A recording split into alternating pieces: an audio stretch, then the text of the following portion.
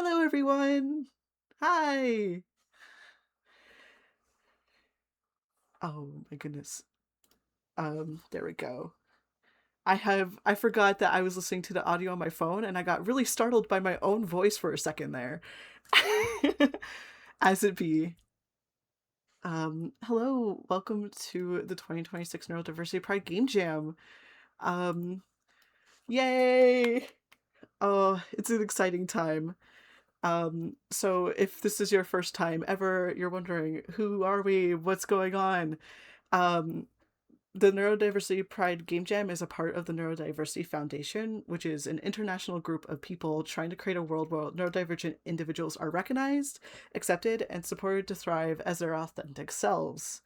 Hi, I'm Ned, or my online name is also Wakayerd. You can find a lot of my stuff under Wakayerd. I only work on this game jam for the Neurodiversity Foundation, which I helped create last year. I'm a neurodivergent individual, and I'm also trans and Indigenous Canadian. I'm based near Toronto, Canada, and I love game design and creating games. I am a game designer, artist, and researcher. It's lovely to get to spend time with you all today and the next week or so. I will be around on Discord and such, helping out where I can. Please don't hesitate to reach out about anything related to the game jam. I can be your main point of contact. I'm happy to be so. And thank you so much for being here. Hello, everyone. I'm joined today by Dr. Scott Nicholson. Scott, would you like to introduce yourself? Sure. So, hi there, everyone. So, I'm Scott Nicholson. I live in also near Toronto. I'm a professor at Wilfrid Laurier University, which has campuses across the area. The campus that our game design program is in Brantford, Ontario. I have been a game designer ever since I was a little kid. I grew up on a horse farm and no one else wanted to play games with me. So I would get a board game for like my birthday and then I would play it by myself and then I would get bored with that. And so I would start to change it and try to continue to play it. And that pretty much lasted until I went off to university and ended up in a dorm with other geeks and I'm like, well, there are other people that like to play games. Then I started doing LARPing, live action role playing, where we would dress up in funny costumes and make padded weapons and run around in the woods, making up stories. And through that, first, that allowed me to figure out how to engage with other people. And then also, that allowed me to start writing stories. And that actually took me down doing now game design for other people. But seeing those games actually being played by other people, that was pretty exciting. Um, I did degrees in mathematics and worked as a computer person. I did a degree in library science and worked as a librarian. And then I got a PhD in information science and was a library school professor. Then I started to look at how libraries were using games, and that got me looking at games in education. And I was working pretty heavily in the world of board games. Board games are one of my passions. I started the first YouTube series about board games back in 2005. I was a YouTuber a long time ago and did that for a while. But then I discovered escape rooms in 2014. And because I'd been working in LARPs, I said, hey, LARPs and escape rooms have a lot in common. I dove into that and started making escape rooms for museums and libraries and education. And I've been doing a lot of that kind of work. More recently, in the last few years, I was challenged by someone who heard one of my talks about escape rooms and education to say, hey, we work with classrooms in Africa where it's a sand floor and chalkboards. Can you make an escape room for that? And I said, wow, what an interesting challenge. And I had a sabbatical coming up, and I spent my sabbatical figuring out how to do that and have continued to work with them to figure out how to bring games to these low resource educational environments. Our current project and is trying to figure out how to make games that will be played on the radio because in some countries for kids that can't get to school, they actually do school via the radio. And so we're looking to make radio programs that will have game-based concept, game-based learning baked into it. So it's a pretty big challenge. But yeah, so that's a little bit of what I am and what I'm doing. Thank you so much, Scott. That's so interesting, and I'm excited to learn more about it in the future. I'm also joined by Caroline and Joes. Carol, would you like to introduce yourself as well? Yeah. So, hi, everyone. Welcome to this second Game Jam, Neurodiversity Pride Game Jam. I'm Caroline Jose. I'm a researcher, not in games though. I'm a health researcher, but I started to try to use games, video games, to change the narratives on autism specifically and on neurodivergence more broadly. So I'm going to be in and out today, letting Ned lead the ceremony, as I'm also organizing a Neurodiversity Pride Summit at the same time. So I need to jump from one to the other. But it's a pleasure to be here this year again. Thank you, everyone. We all wear many, many hats. Thank you, Yeah. Carol. Yeah, I can imagine how split your attention may be of like this and that, but both are very, very important. Thank you for being here, and thank you so much. Thank you. I'm excited to have you both here. We were going to be joined by another host, Fabio, but unfortunately he is sick. He may be in chat cheering for us, though. In the end, what matters is his health, and I'm glad that he's resting and hopefully not stressing out too much. This is directed to Fabio. Please don't stress too much. Everything is going to be okay. And thank you for all your hard work. You are seen and recognized. So what are we doing? First off, this Game Jam is part of Neurodiversity Pride. There's a whole week of Neurodiversity Pride events happening. It so happens that the opening of this Game Jam is also Neurodiversity Pride Gaming Day. It worked out that way. It wasn't first planned to be like that. It was a very, very happy coincidence. Previously, there was a Science Day and a Dancing Day. So if you want to check out the ND Pride, I actually have a link to their Pride, the main Pride page. I'm going to send it into chat. Feel free to check it out sometime. I actually talked about our game jam during Science Day and the importance of games with that presentation.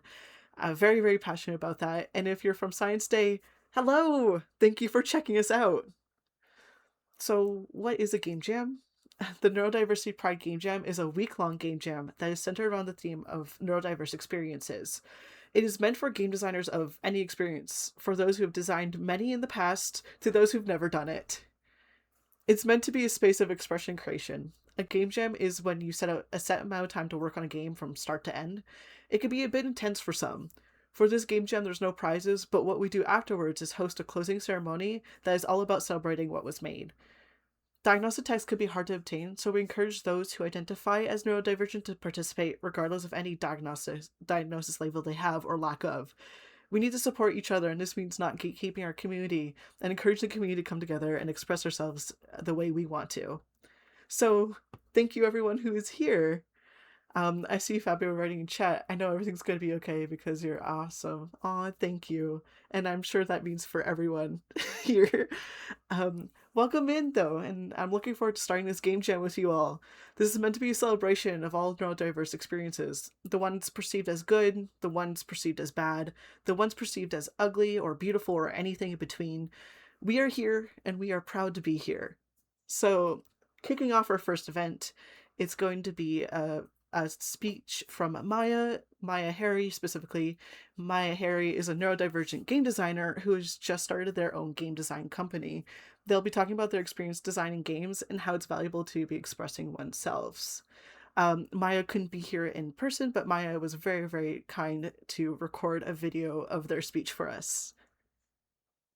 So without further ado, swapping over to Maya.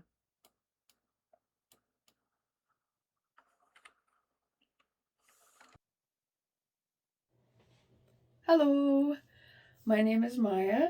I am an artist and game developer. I post art online under the name Semi Sinful, and I'm starting a game studio called Ritual Software.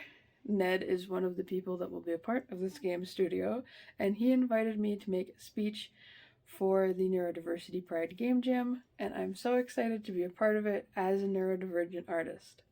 My first Game Jam game was with Ned, where we made a game about our experiences with masking our autism and with pretending to be normal. That game definitely kicked off a love of making art that is representational, like representation of neurodivergent characters, and creating more space for me to really explore my artistic voice. And a lot of the art that I make and a lot of the art that I consume has to do with self-exploration and character study, because even though a lot of the art I engage with is very broad, I will play many different genres of video game, I will watch many different genres of movie, listen to many different genres of music. I tend to create games within certain niches. I tend to make a lot of point and clicks because I love them. I think they're very fun to design, and I also think they're very cerebral, and they lend to being character based stories very well. Things like games like Disco Elysium and The Cat Lady are some of the best stories that I've explored, some of the bleakest stories that I've explored, and I think that you can't really get that deep into the heart of a character without taking control of them. I think that that element of immersion and that element of really understanding the character from the inside out as you play through their actions is something that makes games an incredible venue for making art, especially as a neurodivergent creator.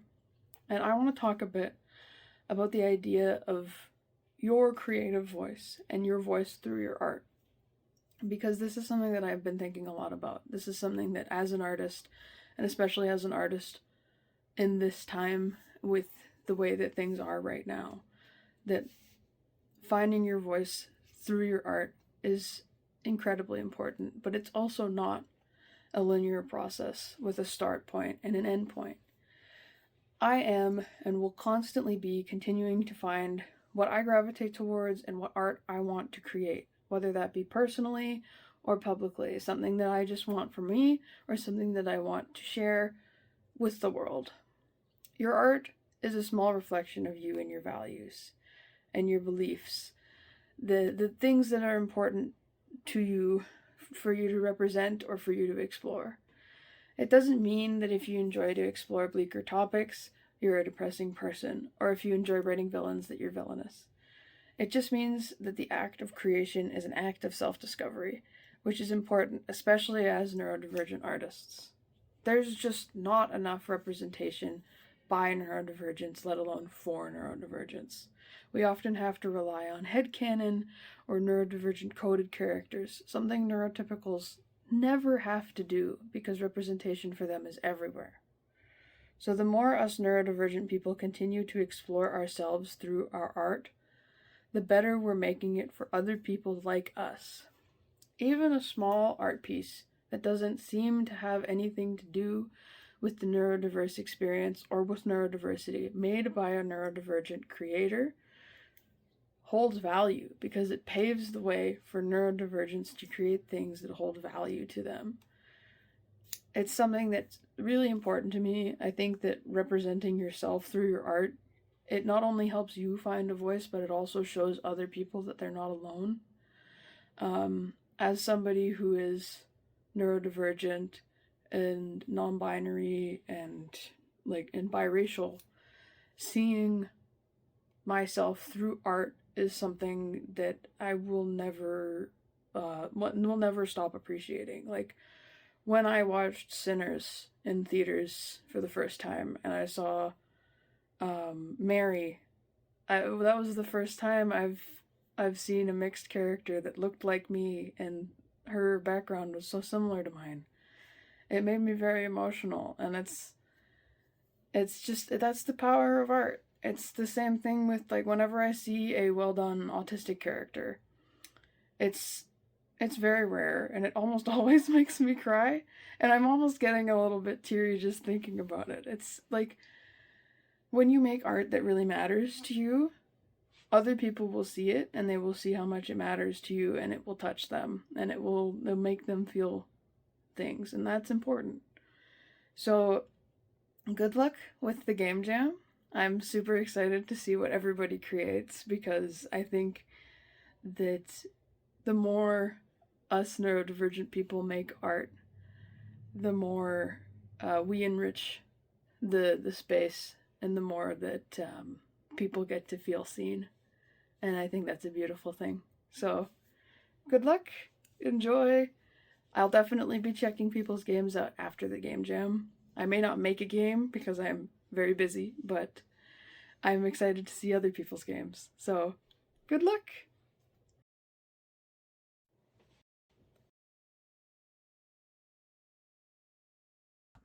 I fun fact actually about mass specifically. Um, it started off a bit as a joke. um, at the time, Maya and I were actually listening to some lovely music, and we were a song called "A Mask of My Own Face" by Lemon Demon came on, and we jokingly said like, "Oh, what if we made a game around this as a joke?" And then when we went back to our ideas, we actually realized how much power there was behind making a game about masking. So it's very funny that it started as a joke, but you get inspiration from everywhere. So yeah, Maya, lovely, lovely, lovely talk from Maya there. Very, very important stuff, and I'm very thankful that they were willing to record a video. Up next, we actually have Dr. Scott Nicholson presenting as well. I'm pointing in the wrong direction. So without further ado, I will hand it over to Scott. Oh, yeah, wait. Hello. It's like the little Brady Bunch there. So, well, howdy. So a little bit about what I'm going to talk about here is how to get started. Because you are just starting to make a game, and so for some of you, it's the first time. For some of you, you've done this a lot, but it can be hard to take these first steps. And one of the best things you can do in any game jam is to start and making things. So what I'm going to provide you with a few thoughts on those first steps and a tool that I've developed and have used over the years to get me started in these first steps. By the way, if you have questions, you can put them in the Discord. I'm not watching the Discord because I'm focused on this, but Ned can convey them to me then at the end of I'll talk for a little bit, and then we can have some questions and discussion about these sorts of things. So this is actually a picture I took. I do like to cruise sometimes, and this was actually on a cruise where I could see both a full rainbow and a very faint second rainbow around it.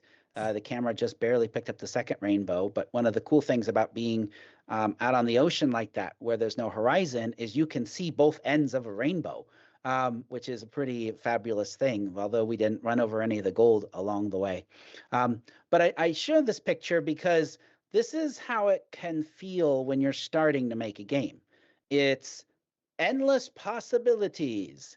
And you can be quite overwhelmed as which way to go, because if you look, you might just see horizons of ideas, and you look out there and there's no concept of where you're actually going to land with any of this. All you can see is just ideas and water or nothing all around you. And you can get stuck in this period of just kind of fiddling around. Now, there's a couple ways to break out of that. And one of the ways to break out of this, and this is a method that I actually do use regularly, is a shower. Yes, I come up with some of my best game ideas standing in the shower. But there's reasons for this. There's actually research about this, and I wanted to just talk about it. So the first thing you may want to do is go have a shower, because it does a number of things to get your brain working. First thing it does is it triggers various happy brain chemicals, puts you in a bit of a happier mindset. It's engaging your senses in a different way, so can sort of help you be warm and be happy and you have that going all over you, which then can have some sensory engagement, which can help calm down other parts of your brain that might be flying a million miles an hour, and can help your mind wander. And so what researchers actually did, they wanted to explore this concept of why do we do well in a shower and come up with ideas. And so they had people take on different kinds of prompts in different kinds of settings. What they found is that in a let's just go sit on the couch and do nothing setting, they found that ended up not being very good for coming up with ideas, that your mind didn't wander because you were not having any sort of stimulation at all. Zero stimulation also reduced the brain working on ideas. But then they also found, like, if they told you go out and walk down the sidewalk and go walk around like a busy street or walk around the block, that also didn't work so well because there are hazards. There are concerns that when you start to do things that are too taxing, too stimulating, then that doesn't work for you to also to wander. But when they found that you did things where you felt safe, where you had some stimulation, so things like taking a shower, walking around in a park where there was much, much less to worry about, doing something where maybe eating something, doing something where there's a little bit of stimulation, that was the point where people really got their biggest ideas. So for me, it's taking a shower, which helps me to reduce all of this water to a lot less water. But what I'm going to present with you is now the steps I take when I'm starting to create a game. And these are the first questions. I know I work well. Once I have a bit of an idea, I need structure. I need to have something to help me now take this whole world and structure it into little steps. And these steps are what I then use to help me structure that brainstorm, because otherwise I'll just go wandering off everywhere and I'll be wandering for a very long time. But instead, if I have some structure to follow, it really helps me slow down and take some steps forward to then continue exploring my game. Because what I want to do is, at this point, I don't want to just settle on one idea. I want to think about what ideas might be out there. And so this brainstorming structure I'm going to present to you is going to help you do that. So first is you want to figure out the world in which your game exists, because everything's going to tie back to that world. But you don't want to go too far in depth in world building. You can really get into world building. You don't want to go too far in depth. So a good way to start with the world concept is to think of a phrase like, it's like X, but with Y. It's like today's society, but we have the ability to cast spells out of our fingertips. It's like, and at this point, you can use an IP concept in your head because it can just help you think about things, you know. It's like Star Wars, but it's set in of time 1,000 years ago, you know, or whatever. So that, just that shortcut of it's like X but has Y will help you get going on a world right away, especially for a game jam environment where you don't have the time to sit down and scope out an entire original world. This shortcut of it's like X but with Y will get you started on having a world. But an important one question to ask about that, to think about your world, because this can help drive a lot of stuff you do, is in this world you're thinking about, what do we have a lot of and what is scarce? If you can come up with those two things, what is plentiful and what is scarce, you know, we have a lot of natural resources, but we don't have much peace, for example. Having what is plentiful and what is scarce then will drive a lot of the decisions that you can make, because what is plentiful now becomes resources that the players work with. What is scarce becomes the kind of things they're trying to get. So that's big questions on world building.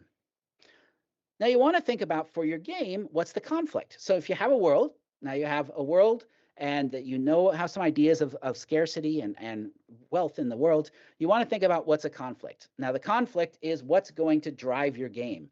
People play stories in games because they're resolving conflict. That's at the heart of most of these activities. The conflict can be big and saving the world, or the conflict can be very small. I'm hungry, I want a sandwich, but where's the sandwich parts? You know, so that conflict can be different scopes, and small conflicts, can work well for a game jam situation. But the core of the conflict is this stuff.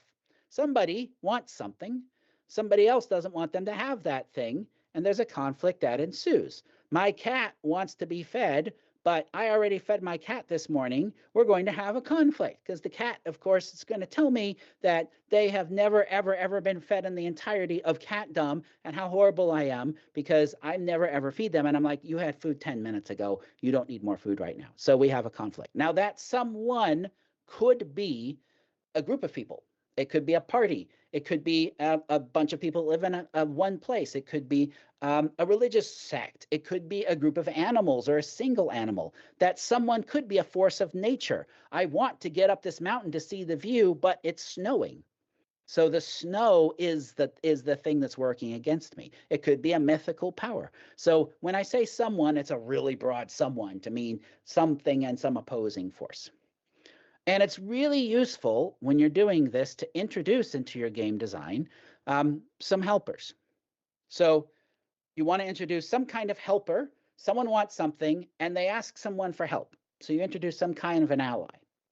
And then someone that doesn't want to have the thing, they ask someone for help. So you introduce some kind of ally to the opposing force. So now you've got some roles established. So you've got the person wanting the thing and someone that's helping them. You've got the person that doesn't want them to have the thing and someone that's helping them. So we've got a structure. Now, the typical narrative for gameplay, and this, if you've ever heard of the hero's journey, this is the typical way you resolve it, which has a lot of problems, and we're going to give you alternatives to that. But the typical thing is the player is the person that wants the thing because story reasons. The player gets help from someone. They meet some opposition, and they meet the helpers first many times, and then they meet the big opposition, and then they take the thing, and they're treated like heroes because they colonized everything. Yay. There are other ways to think about how this story plays out.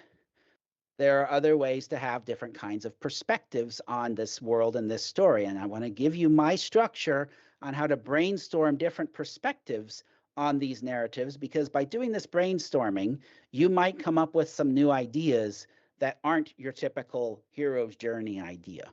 And so what I like to suggest is you use this brainstorming to think about what would the game be like if the player was in each role. So in the little suggestion I gave you earlier, what would that game look like if you were the cat trying to communicate to the owner that you were indeed starving, that they were not giving you enough food, and that you did not remember having any food ever in the history of fooddom, and you needed to communicate that? What would that game look like? That would be a very different kind of game.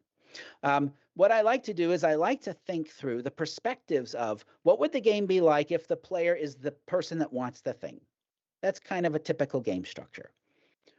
What would the game be like if the person doesn't want the thing, but they're an ally of someone who wants the thing? That's the second most common game structure. I use this a lot in escape rooms because when I design an escape room, I don't want the player to have that desire for the thing they're seeking out, but it's someone can say, hey, you, I need you to help me get this thing. It's important to me. I'm not going to explain why right now, but you go in and find that thing. That actually helps explain away some of the things in games which might not make sense if I'm like, well, I don't understand what this thing is I'm going for. Well, it's okay now because I'm not the one going for it. I'm helping someone who went for it. So you could have the player in that role of the ally. What does it look like if the player is in the role of the opposition? So the player has the thing and someone's trying to take it from them. So what does that look like? And how does that change the game? And remember, whichever role you put the player in, you then with the game have to simulate everything else. So if I'm playing the person that wants to protect the thing, the game will simulate the person trying to get it. The game will simulate the ally of that person. The game will simulate the helpers that I get to help me. And so the game will have to simulate all the rest of it. Or what if I'm in the role of someone that has been hired, asked, or a friend of someone that's trying to keep someone from getting a thing? What does that look like? So take the same story concept and brainstorm. And this is where having this structure helps me to brainstorm a bunch of different perspectives. Which one of these seems like the most interesting game?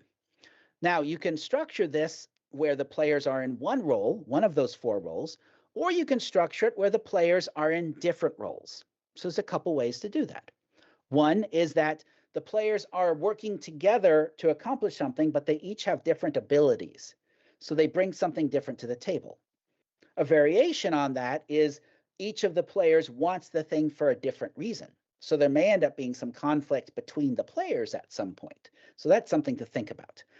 So is it a cooperative experience where the players are just in different variations of the same role? Or is it a competitive experience? Say there's two groups of players each trying to accomplish this goal and get this thing away from this other force, and they are going to end up competing with each other along the way. That's a different structure.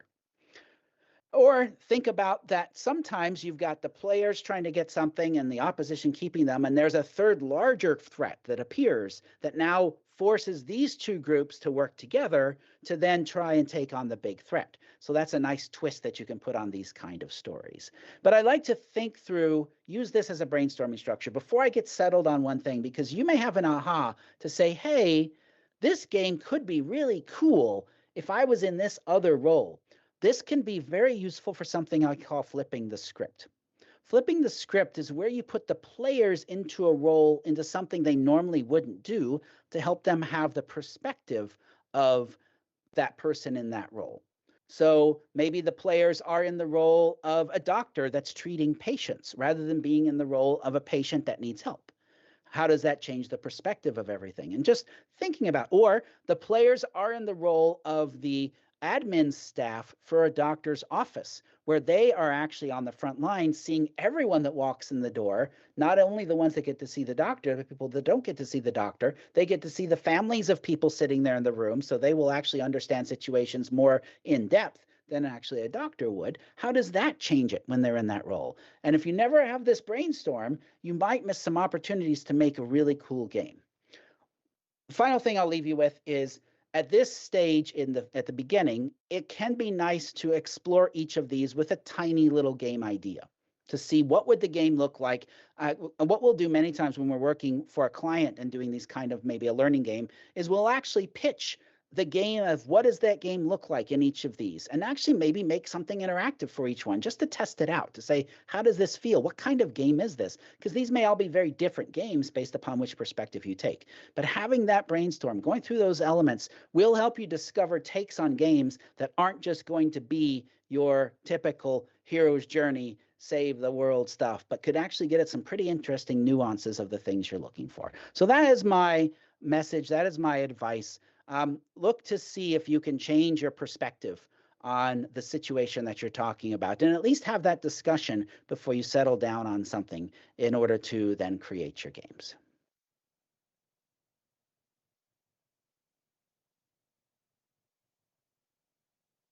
Wow, thank you, Scott.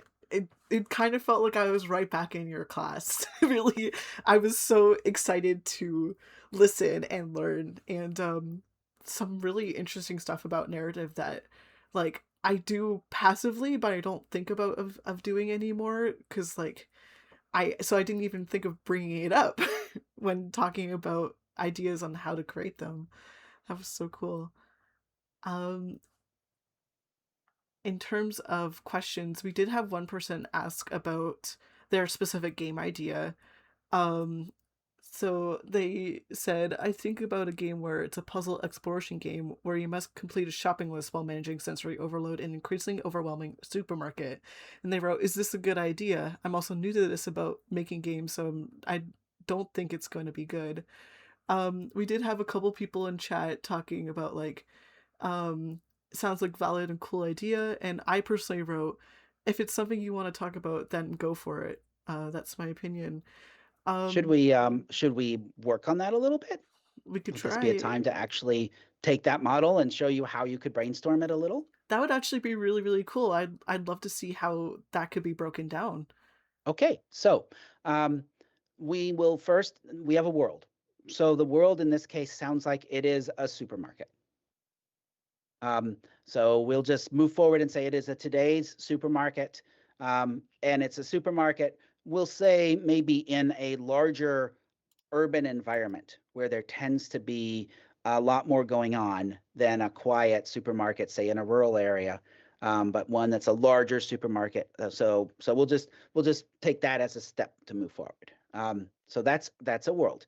Now in this place, what is there a lot of, and what is there not much of in relationship to the topic? So what do you think?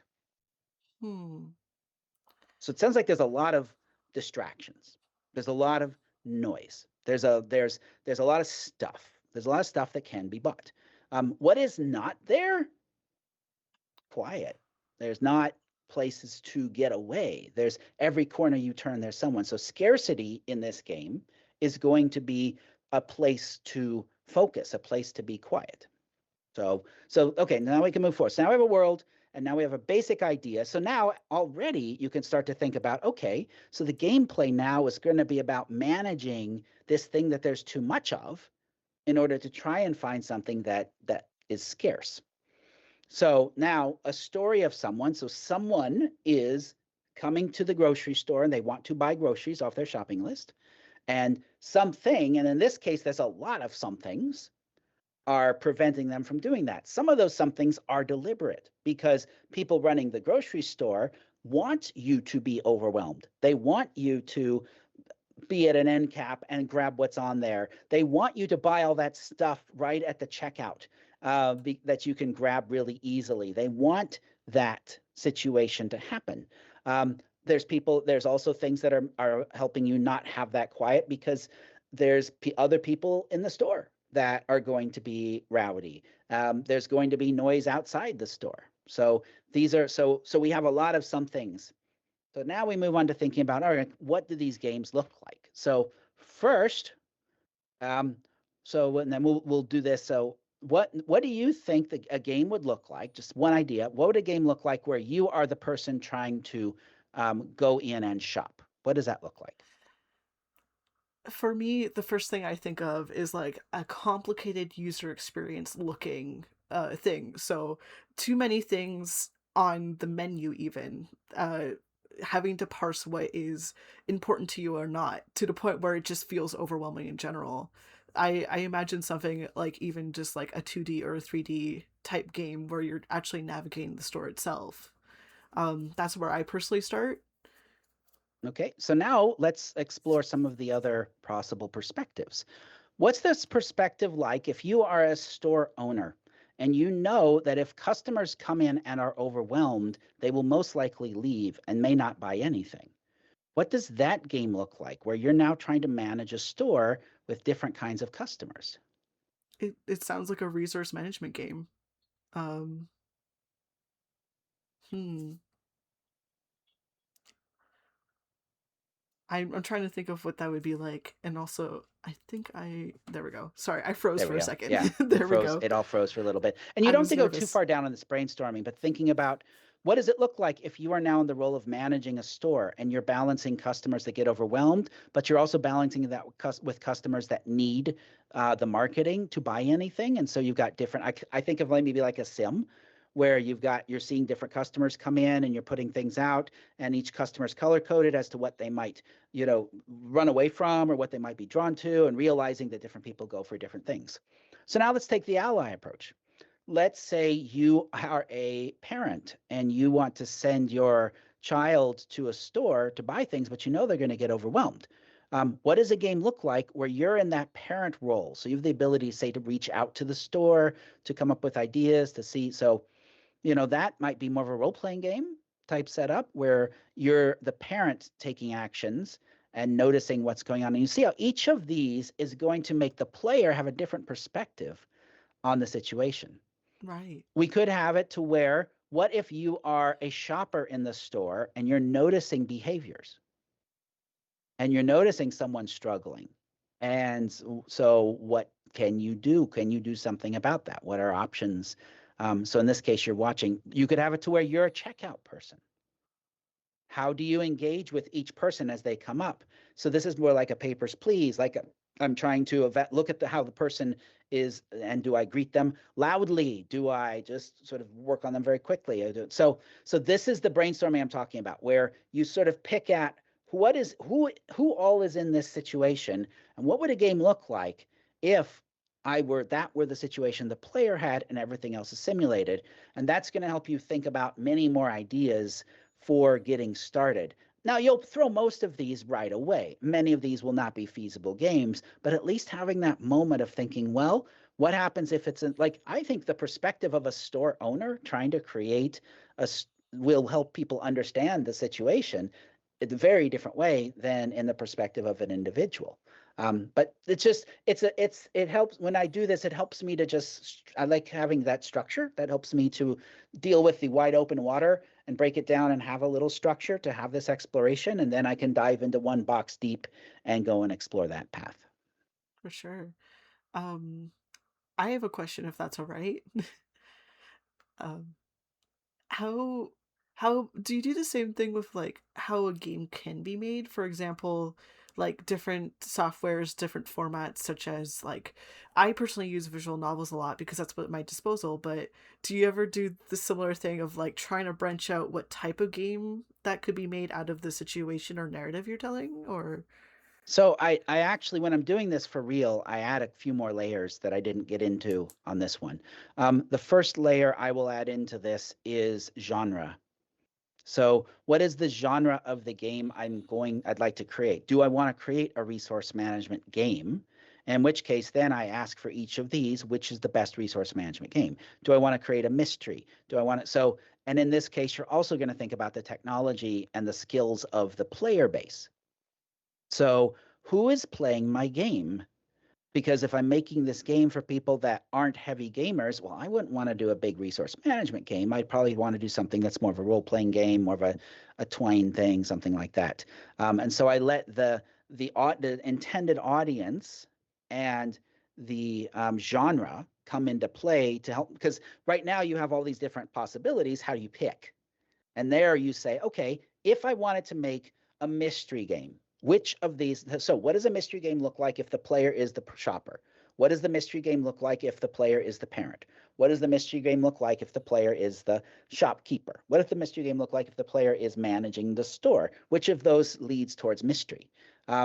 Which of these is going to be best if it's an 8-year-old kid that's going to play? Which story is going to align best with there? That's probably not going to be a grocery store thing. So those come into play. And then the other thing which comes into play when I'm teaching this and using this for game-based learning is, and the first big thing is, what's the learning outcome? And in this case, for you all out there, you may not have a learning outcome, but you may have a message you're looking to convey. Which of these is going to help you convey the message you're looking to convey through the game? And that then becomes, so these tools of the message you're looking to convey / learning outcome, the intended audience and what they're comfortable with playing and what they're going to have access to platform-wise, and the genre, if you have interest in a specific genre, these then help you make decisions of all these possibilities of how you assess them. fascinating. And I'm like, I feel like I would first get overwhelmed, but again, you said that a lot of these are tossed away very quickly. Yeah.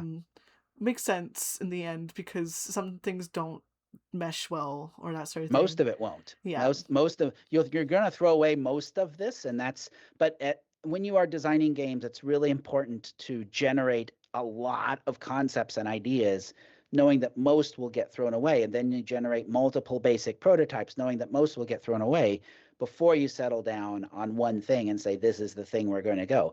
Because if you just pick one thing and say let's go, well, you may have left behind a whole bunch of interesting other possibilities. And many times, if you just pick one thing and say, let's go, that's most likely going to be based off of sort of the typical stuff in the genre. And if you want to make something that's different, this is a way to kind of explore and push beyond, the hero's journey, typical, the colonization model and mindset. You want to push past that. You need some help to help you push past that perspective. For sure. I know personally, every time I originally went to design a game for a game jam, I first thought of platformer.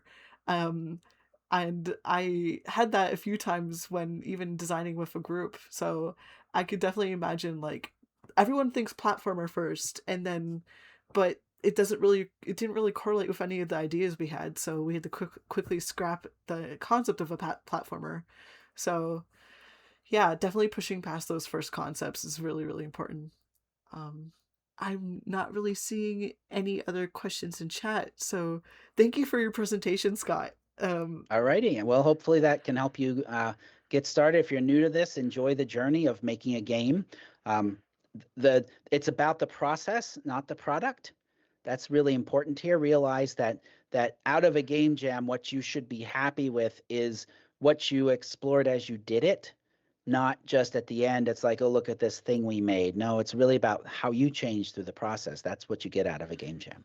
For sure. And I think that's why I like game jams is because there isn't the expectation to have something really, really polished. And in the end, if you come out with something like a game design document or the first 5 seconds of a game that you think is going to be really, really cool or you're really happy with, that is worth much more than building a game that isn't really any sort of reflection or anything that you're really proud of in the end.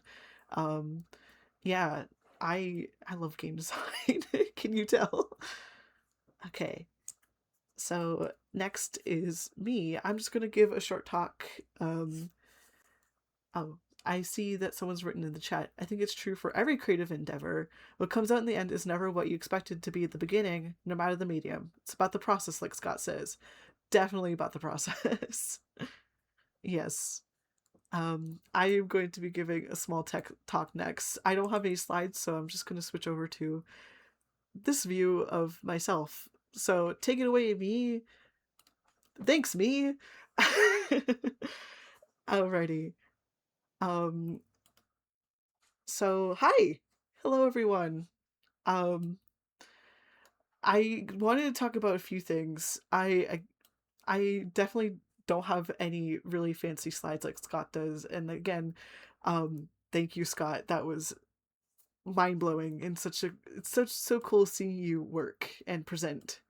I wanted to talk a bit about being a neurodivergent creative and what it means to design and like bringing neurodiversity to design. Um, I wanted to talk just like a few points in general, like you can choose to be forthcoming with neurodiversity. And that is a really, really brave choice to make, in my opinion. Especially we in a society now, yes, there is more acceptance of neurodiversity as a whole, but there is still that little bit, and it's only parts of neurodiversity that are really, really accepted.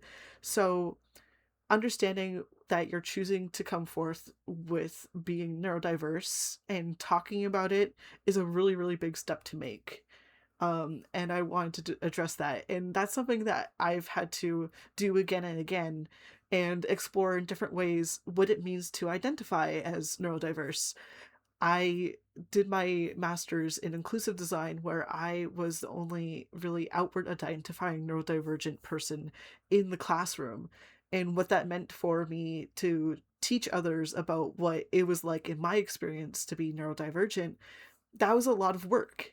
And there is a labor there that we don't really tap into or address. And that labor is going to come into play here as well. So be kind to yourself, basically. And thank you for making that choice to express yourself.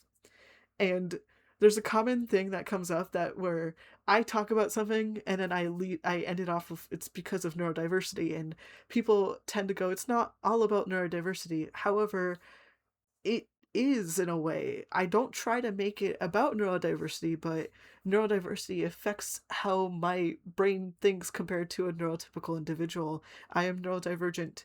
I am going to think differently and thus present things differently, and that can be tied back to this. But it's also about bringing your whole self forward, as well as knowing like everything is about neurodiversity.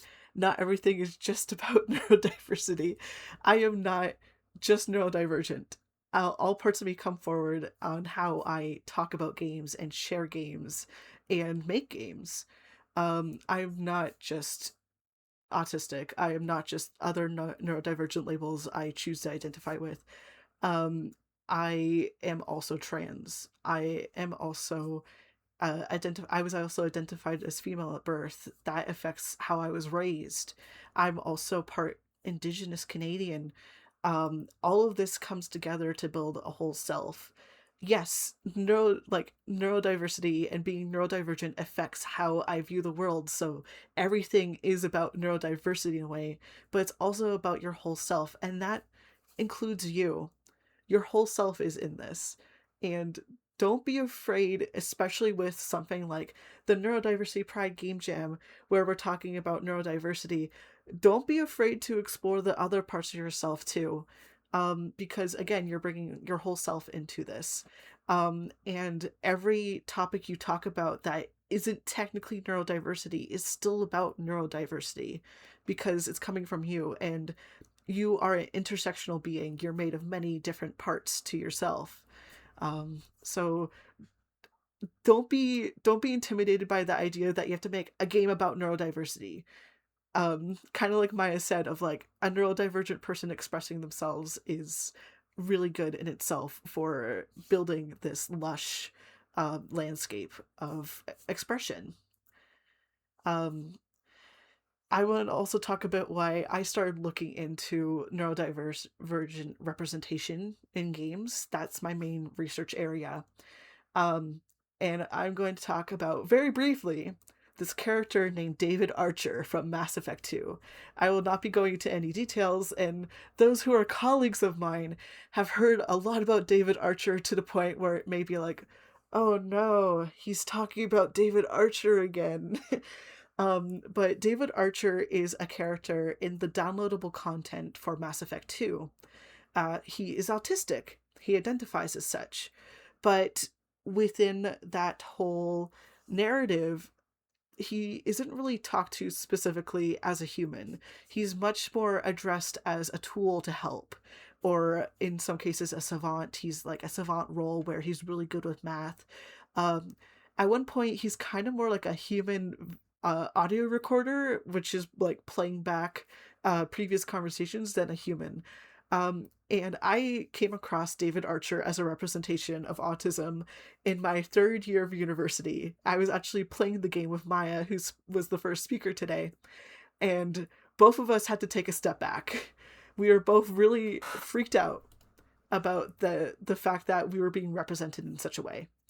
And it became this worry of like, if this is the only representation that we are getting, um, who's learning about interacting with like autistic people in this way? Like, is this going to be their main focus point? Yes, this is a bit assuming the worst, but we have to assume the worst when we don't have many representations. And what does it mean when groups are represented on solely like stereotypical views? Unfortunately, David Archer falls into a lot of stereotype. And yes, stereotypes are sometimes representative of some of the group. But when we only have stereotypes out there, that can really, really harm the group as a whole because we're seen in such a one-dimensional way. And what does this tell autistic people about how to perceive themselves? Perhaps someone who doesn't know they're autistic comes across David Archer and thinks, "Thank goodness I'm not like that," and never realizes that they're autistic. Um, Not that you need to figure it out, but there's ways to accommodate yourself once you know things about yourself that representations like David Archer's may be inhibiting. But the solution isn't to take away representations, including David Archer. But think about it. How are we being represented? What isn't being challenged here? David never gets to make a choice. Even in the end, when the player gets to make a choice, David doesn't get a say.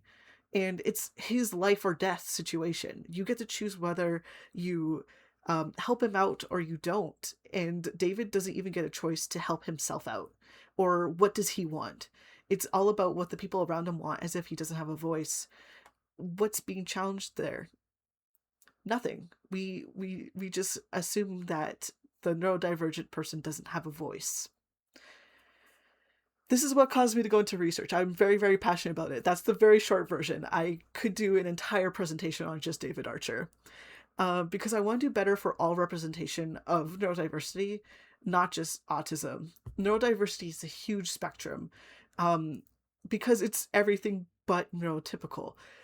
You can acquire neurodiversity through things like trauma or traumatic brain injuries, things that are trauma-based neurological differences like PTSD, DID, OSDD, and non-disordered plurality can be included there. Things you're born with like dyscalculia, dysgraphia, dyslexia, and things that we know exists like OCD, autism, ADHD, and those are typically the ones that we're talking about. All of these are divergent labels, and we have to continue to address that there's that whole umbrella there. And it overlaps a lot with like psychiatric care and psychiatry.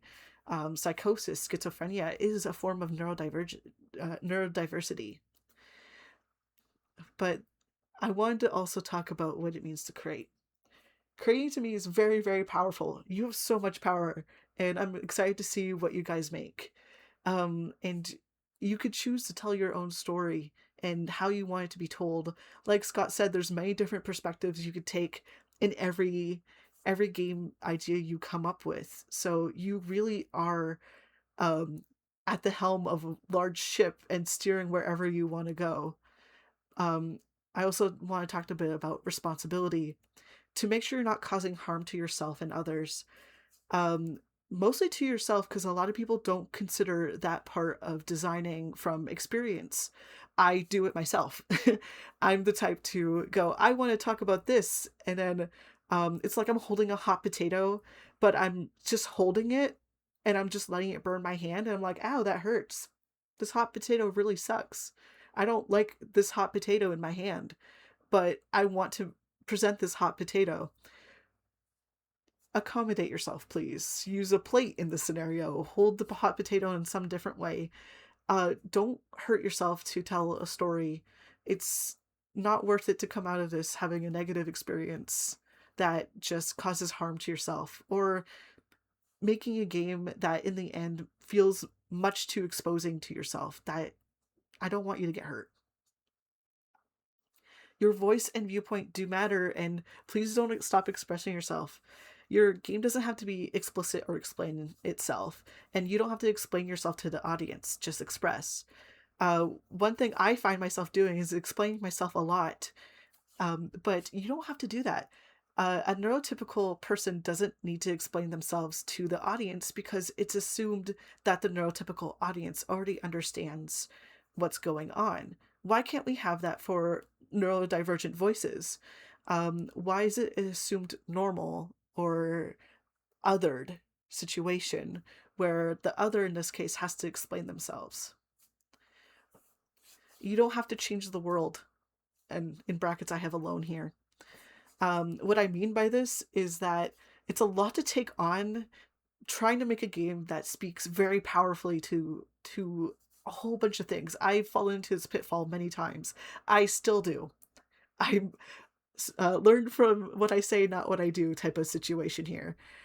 Um, but what I mean by you don't have to change the world alone is you don't have to make a game that is powerful uh, and all about this powerful message about changing how neurodivergent voices are seen and heard. You don't have to do that. You could start off really small, or you could start off to the side making a game about something else. That's okay too. It's a lot to take on that burden, and creating what you want to create for this game jam is important because your game can also inspire another creation. Even if you think your game isn't that like serious, important, cool, even they're all cool to me. But in general, you don't have to have it like that. Because even if you make a game that is as silly as putting a bunch of cats in a box like I did last year, it still may resonate with someone. Or even better, it still may inspire someone to make their own thing. And if we can change the world one person at a time, if we can inspire one person, even by just making something we want to make, then we are going to change the world together. Very, very slowly, but it will happen. And that's how real change is really born. Don't hurt yourself for trying to change the world. We could do it together. You're not alone on this. Uh, and you have your whole self. You have knowledge and experience. That's a lesson I had to learn, where you come into this with all your previous years of experience. You know a lot. You know a lot about yourself and your experiences and who you are and what you've been through. So play with that. You have so much knowledge, especially to those who are very new to games and game design. You have so much knowledge that you could bring to the table. Um, you can take inspiration from many other games. You can take inspiration from a previous experience you've had. And there's many, many ways to build a game. You can end this game jam with just a piece of paper and a pencil and have made a game on a piece of paper. Any tool. You could do it whatever you want. Finally, I wanted to talk about what we did this year outside of the opening and closing ceremonies. We had a couple of talks. I ran 2 talks, and I want to say that if you ever want to see them, they are on the YouTube page for the Neurodiversity Foundation and Pride Game Jam YouTube page. The first one was about reparative game design and how game design can be a healing process for the game creator, and all about what that looks like and what it means to make a reparative game through like reparative game design. It was a very, very interesting one and a model I hope to take up. Not that you have to, no worries, no pressure. And then the second one was more game jam tips. Scott did an amazing job, and I didn't even think to suggest taking a shower or that sort of thing. The closest thing I think I said was stepping away for a bit. But Scott mentioned some really good tips that weren't mentioned in this presentation. Or was mentioned, but very, very not as eloquently, such as Scott talking about the idea of using an IP but changing it. I just said in not a literal way, steal. At first, taking something from an IP and then changing it to something else. So that's it for me. I'm going to swap over to all 3 of us again to say bye. But it's not the end of the stream. Just so you know, I'm going to switch over now, just so that I don't forget to, because I want to be able to see everyone. Um, after we say bye here, we are going to have a short presentation on just how to navigate the tech side of everything for those who've never seen the itch.io page, the Discord, and or the website. But for now, that will just be with me and from the rest of us. Any final comments or any final goodbyes you want to say? Have fun. That's it too, right? Have That's fun. the most important. Have fun. Remember, with art, there's no art that you're making is bad. So just make and create and enjoy the process. Wise words. Thank you both so much for being here today, and thank you all for joining. So for those who are ready, feel free to head out, and I'll see you around. I'll be around on the Discord and such. I will be the one annoying you the whole time. Bye. Alrighty. And I'm going to swap over to my screen share and take you through the more tech side of things. Thank you again to Scott and Carol for being here. Again, people are amazing. I'm so thankful that I have so many lucky, like amazing people that I'm lucky to know. I wanted to take you first through the Game Jam webpage. This is new. I helped make this. It was very tiring. This is the main splash page where we have a little welcome page. We have photos from last year. And then we actually had a countdown to the next jam, which is done because it's time, which is very exciting. We have many links to the game jam and explanation of how and when. We have this mentor side of it, and then we have the directory, just in case people needed more explanation of what each link led to. I have all the links open here, so you don't have to hear my weird link opening noises. So, first, we have a small explanation of what a game jam is, just to take people through what it's like, how does it work, and including links to the Discord and itch.io, which we'll go over as well. How we start, how we finish, and who can participate, which is the long story short of everyone. Everyone can technically participate, and a fair warning, if you're participating and you associate yourself with us, it will be likely that people will assume that you're neurodivergent. And if you're not prepared for that, please be safe.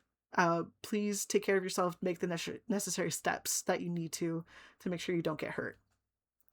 The next one is the dates and rules. I forgot to update this, but we had these 2 talks already. And then we have the online game jam. We have the IRL meetups. We had one planned this year. And then after the game jam, we're going to be celebrating live on Twitch a couple days after the end, just to give everyone a breath. We're going to have our closing ceremonies. And then what I'm going to do is on the 27th, for those who didn't get a chance to see it, we're going to reshare it and put it on Discord as well, so we could have a little party. We also have the rules here. Any tools are allowed. Public domain is allowed.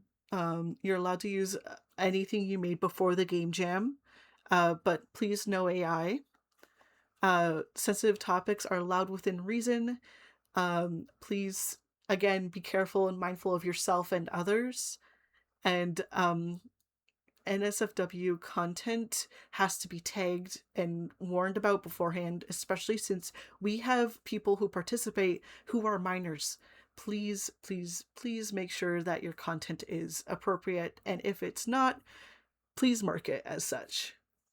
And a final rule was that you are technically allowed to start working before the game jam starts, but it has started, so this rule is null for now. Next tab we have is the Neurodiversity tab, where we talk about what neurodiversity is and if neurodiversity is a disability. Again, it's a weird system where some people who are neurodivergent choose to identify as disabled, some are identified as disabled without their say, and some choose not to be. It depends on their context, and their comfort. We also have a resource tab where all the resources I have are listed here. Most of these are free. I try to pick out ones that are free, but we got stuff about engines, art, audio, and we also have other lists that you can go check out as well, listed here.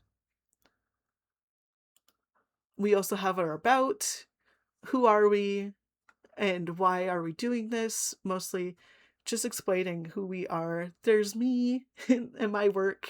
I drew myself. I love drawing myself. And there's Kao, who was one of our people here today. And then we have our archive, where we have our previous year stuff. So this is where you can find our YouTube page as well and see the previous years, or even the presentations I did. Or you could check out the previous games made last year in the 2025 Game Jam.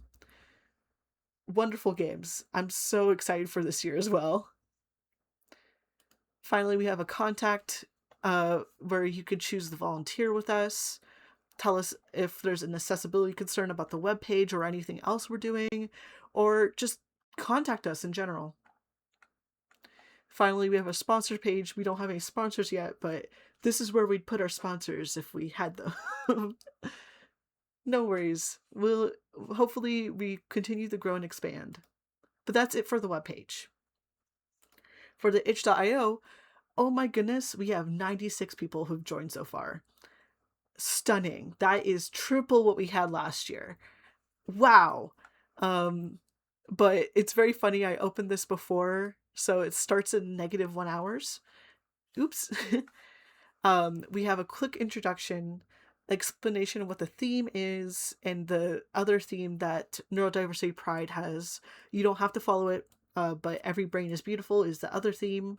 And then we have a third theme here where you can just choose some additional words that may help you. We have the rules posted here again in case people don't get to see them on the webpage. And then we have our talk about after the jam, what we're doing. We have the Discord, and we have a list of resources again. Now, if you're submitting, I have to refresh the page for this. You could choose to submit your project, and then you get to fill out your things here. We ask a few questions. We ask, oh, how did you find us? Just so we know where are you guys coming from in terms of like, did you find us because of Science Day? Did you find us because somebody talked about it in a Discord you're in?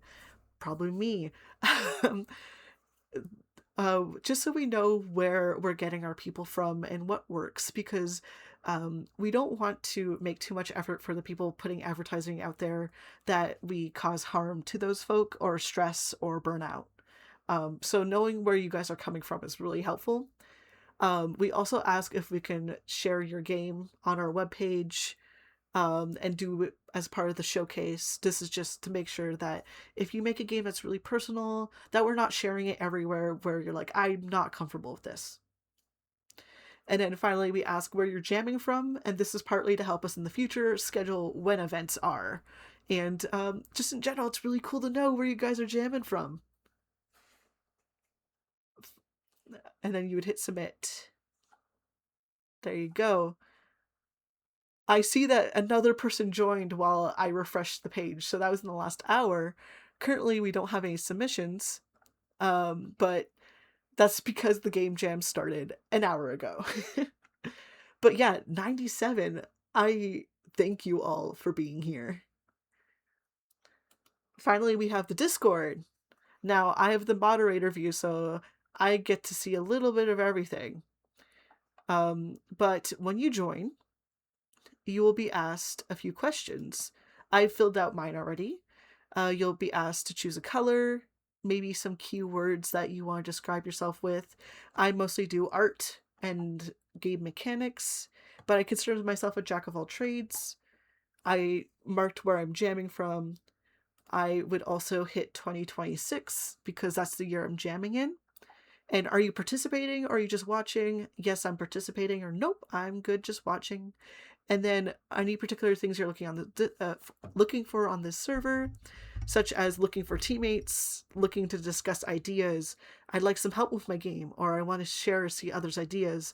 This would give you access to more chats about these specific topics for the year that you're participating in. So we have the general information section, the announcements page where I tell you, hey, we're starting. This is where I said we're starting. We have our rules here. We have the Discord rules as well as the Game Jam rules. So Discord specific rules, we ask you not to share personal information, and please try to use the chats for an intended purpose, but don't worry if you don't. Please don't spam, that sort of thing. And then we have a general, here's where you can find stuff for people. And then we have the resources again. So if you're curious about the resources, they're also listed here.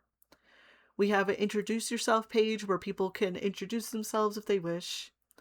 A general chat to talk. One of the last messages sent in it was London Land wishing me good luck, which was very sweet. And if you have any feedback for how things are set up, here's where you can put it. Additionally, we have the schedule where I've just posted, hey, we have this day, this day, this day. We have a lot of check-ins.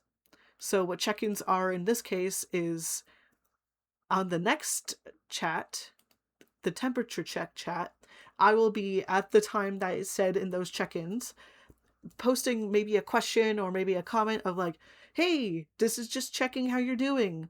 This is to make sure that we're all communicating with one another and nobody's suffering alone. We don't want that.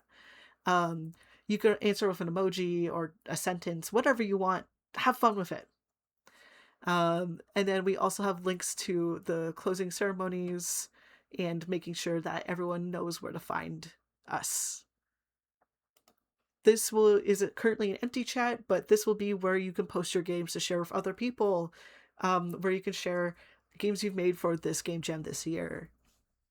There is a general chat where, in general, if you want to talk about jam-related topics, but you don't want to use the general chat, this one for this year is where you can do that. Additionally, if you have any photos that you want to share, including like a setup, what you've done, I sometimes take a photo of my setup and I'm like, oh, this is what I'm working on. Or I would take a picture of my dog, of Lady May. My dog is also jamming with me. That's where you can share stuff like that right here. Then we have 3 forums. we have one called Looking for Partners. So if you're looking to team up with someone, this is where you could post about it. You can post about it in other chats, but this is just to make sure that everyone can see it. You could choose to looking for collab, looking for feedback, or sharing to share. In general, like what are you looking for, that sort of thing. That's what this is used for. And then we have the idea discussion, where you can talk about ideas you have this year. Much like what Scott was talking about, you can have many, many ideas. Sharing them is also a wonderful way to come up with more concepts, because maybe that other person you're talking with is the one who comes up with, like, what if you did that, but it was blue instead? And you're like, oh my God, I love blue. This is amazing. This is the best idea ever. Oh my God, blue everything. That may happen here. And then finally, if you need any help, this is where you can go for that. We got the Mentor Help Hub. So we can categorize it by the type of help you need, so that it's easier for you to find someone to help you with, your issue. To make a new post, you hit new post in the right, and then you can choose what tag you're looking for help with, or even more than one. Hey, I need help with itch.io, or I need help programming on itch.io, or something like that. That's how you can categorize it. This makes it just easier for us to figure out how can we help you and who to contact for some help. But yeah, that's everything. My goodness. Thank you so much for tuning in today. I am so excited to jam with y'all. That's the official end of this presentation. Thank you so much for being here, especially if you stuck to the end. For those who are new to this, please feel free to reach out. We are happy to help in any way we can. So keep yourself happy, keep yourself safe, and I hope you enjoy this game jam. And let's have a wonderful Neurodiversity Pride game jam for 2026. Thank you. Bye. Have a good one.